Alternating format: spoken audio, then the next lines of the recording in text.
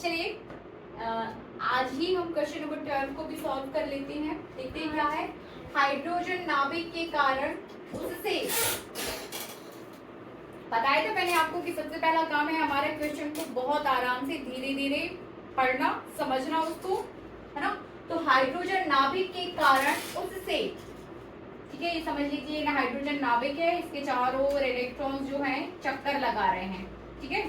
ये इलेक्ट्रॉन है और ये इसका नाभिक है और इसमें प्रोटॉन्स और न्यूट्रॉन्स हैं, ठीक है।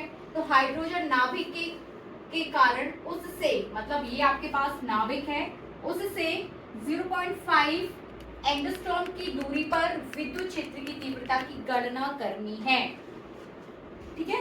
हाइड्रोजन परमाणु के नाभिक के कारण, ये नाभिक है, इससे समझ लिए 0.5 एंगस्ट्रॉम की दूरी पर, आप समझ लो ये कोई नाभिक है, ये हाइड्रोजन परमाणु है, उसका नाभिक है, ये हाइड्रोजन परमाणु का नाभिक है, ये उसके प्रोटॉन है।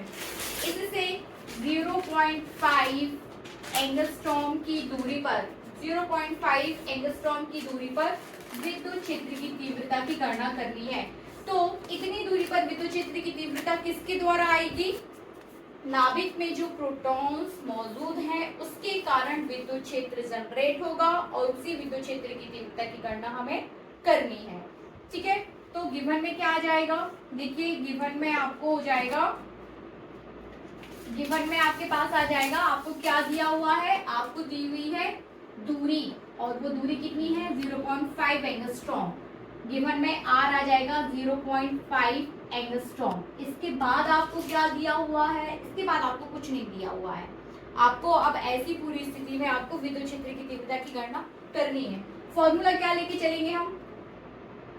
फॉर्मूला हम वही लेके चलेंगे, E=1/4πε0 Q/r², ठीक है। R तो आपको दिया है, वो कितना है? 0.5। इतना तो हमें पता ही है कि ये 1/4πε0 कितना हो जाता है? 9 × 10⁹ R आपको पता है 0.5 एंगस्ट्रॉम पुट करना है, ठीक है ना। इस एंगस्ट्रॉम को हम किस में बदलेंगे? मीटर में। 1 एंगस्ट्रॉम इक्वल हो जाता है 10⁻⁻10 मीटर, 10⁻⁻10 मीटर। तब R हो जाएगा आपके पास 0.5 × 10⁻⁻10 मीटर। इट मीन्स इस फॉर्मूले में R की जगह आप कितना पुट करेंगे? 0.5 × 10⁻⁻10 मीटर। आप R पुट कर दोगे, आप 1/4πε0 पुट कर दोगे। अब आपके पास क्या है? Q कितना पुट करेंगे हम? आपको पता है कि हाइड्रोजन एक प्रोटॉन पर आवेश जो है वो कितना होगा? 1.6 × 10⁻⁻19 कूलम। तो इस Q की जगह आप कितना पुट करोगे? 1.6 × 10⁻⁻19 कूलम। ये सारी वैल्यूज आपको इसमें पुट कर देनी है। चलिए कर देते हैं।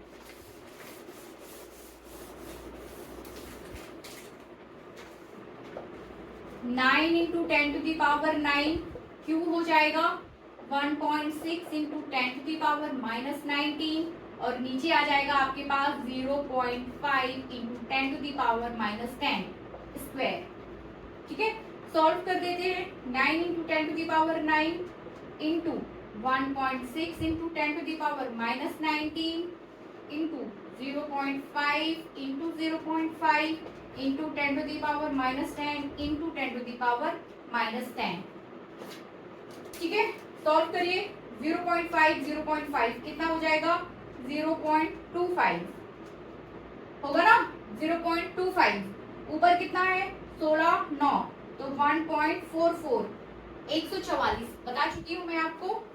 इंटू करिए 10⁻⁻10 10⁻⁻10 तो 10⁻⁻20 और ऊपर रहेगा 10⁻⁻19, नीचे रहेगा 10⁻⁻20।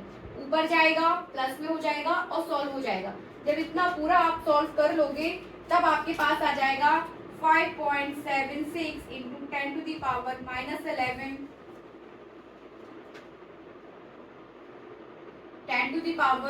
10⁻⁻11 न्यूटन पर कूलम। Thank you. हाँ, क्या कर रहे थे हम? इतना पूरा सॉल्व कर रहे थे हम। तो आप जब ये पावर सॉल्व करोगे तो ये 10⁻⁻20 ऊपर जाएगा। इट मीन्स पॉजिटिव पावर्स आपके पास ज्यादा है, नेगेटिव पावर्स आपके पास कम है। तो आंसर आपका किस में आएगा, पॉजिटिव में। फाइनल आंसर हो जाएगा आपके पास 5.76 इंटू 10⁻11 न्यूटन पर कूलम। याद रखिए विद्युत क्षेत्र की तीव्रता की जो यूनिट है वो कितनी हो जाएगी, न्यूटन पर कूलम।